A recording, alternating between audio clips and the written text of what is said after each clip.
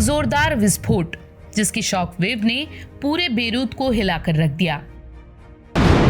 विस्फोट की धमक ऐसी थी जो करीब 250 किलोमीटर दूर तक सुनाई दी। चंद सेकंड्स में इमारतें ताश के पत्तों की तरह गिरने लगी और जनजीवन अस्त व्यस्त हो गया। इस त्रासदी को अब तक की सबसे बड़ी औद्योगिक घटनाओं में से एक माना जा रहा है, जिसमें अमोनियम नाइट्रेट के कारण रासायनिक विस्फोट हुआ।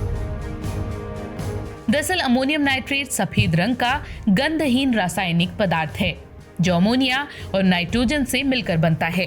इसे विश्व भर में फर्टिलाइजर के रूप में उपयोग में लाया जाता है। वहीं खनन उद्योग में अमोनियम नाइट्रेट का उपयोग विस्फोटक के रूप में भी किया जाता है। अमोनियम नाइट्रेट अपने आप नहीं जलता, बल्कि ये ऑक्सीजन के स्रोत के रूप में काम करता है, जो दूसरी चीजों की ज्वलनशीलता यानी कि जलने की प्रक्रिया को तेज कर सकता है। जैसे ही अमोनियम नाइट्रेट पर ऊर्जा आग के रूप में लगाई जाती है तो इसके अणु स्थिर नहीं रहते। अमोनियम नाइट्रेट में नाइट्रोजन दो अलग अलग ऑक्सीडेशन अवस्थाओं में होता है। इन दोनों के बीच एक एक्सोथर्मिक रिएक्शन होता है। इसमें नाइट्रेट ऑक्सीडाइजर तो वहीं अमोनियम रिड्यूसिंग एजेंट की तरह व्यवहार करता है। अगर ये प्रतिक्रिया पूरी तरह से स्वच्छ है तो इसमें डाई नाइट्रोजन, पानी और थोड़ी ऑक्सीजन उत्पन्न होती है।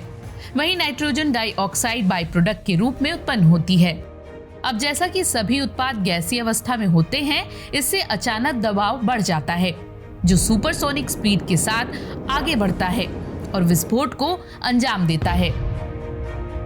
बेरूत में हुए विस्फोट के बाद आकाश में बने मशरूम जैसे बादलों को देखकर लोग कयास लगा रहे थे कि ये विस्फोट परमाणु हथियार के कारण हुआ। लेकिन ऐसे बादल आर्द्र हवाओं में एक बड़े विस्फोट के कारण भी बनते हैं। विशेषज्ञ कहते हैं कि अचानक हुए शॉक वेव के पीछे एक निम्न दबाव वाला क्षेत्र उत्पन्न होता है जो पानी के सूक्ष्म कणों को संघनित कर देता है और ऐसी स्थिति उत्पन्न होती है।